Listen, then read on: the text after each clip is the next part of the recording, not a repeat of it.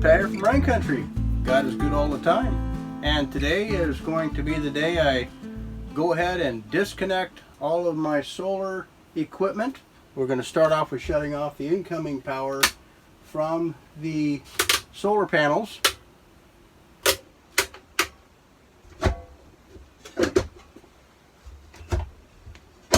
And then what we do is we'll go in here and to the distribution panel, and we'll shut off breakers to go inside the house. We'll shut off the solar trip for the charge controller. We're going to disconnect the batteries, and we'll shut off all of the equipment. So my next plan, now that I have all the power disconnected, I know I have no voltage coming in because this is all disconnected, so I got nothing coming in. The only voltage I need to be concerned about is the DC voltage coming off the batteries into the inverter. I do have the breaker off, but however, the batteries obviously still have voltage on them, so I have to disconnect that with caution, making sure that a positive lead does not connect to a negative terminal.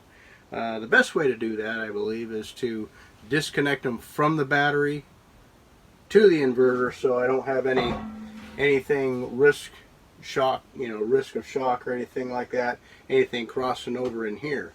So the battery positive is on one side of the battery string, and the negative is clear on the other side of the battery string. So if I disconnect those two, and then just remove each jumper one at a time, then I can remove the batteries. I'm going to do all 5 strings the same way, so I'm just showing you what I'm doing. I'm disconnecting all of the leads. First of all, disconnecting the hot side, and I have no load.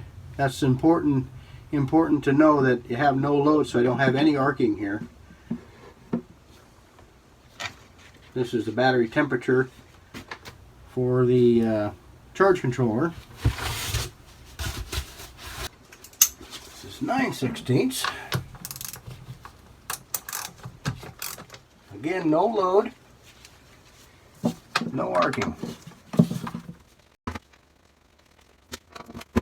Some people might think it's probably better to disconnect inside of the distribution panel. And I personally don't think it makes a difference, but to each their own, I guess. It's a matter of preference. I'm just going to go ahead and disconnect all the jumpers to the batteries.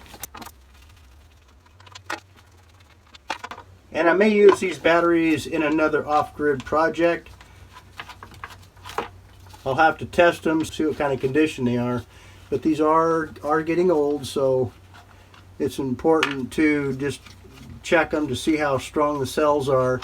If they're in good shape, we might use them for another little project. So we're going to go ahead and disconnect them all that same way. Just a long, tedious little project, and get all the batteries out of here so I can make room to dismantle this wall, take all this equipment down and store it in a safe place.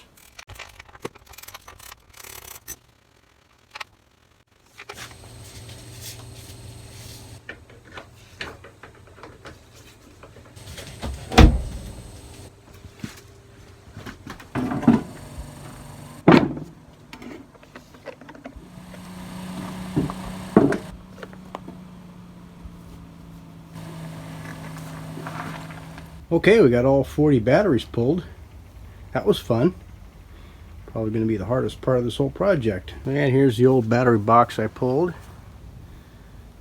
That was for the top set of batteries. I had 16 batteries in that. I built that years ago.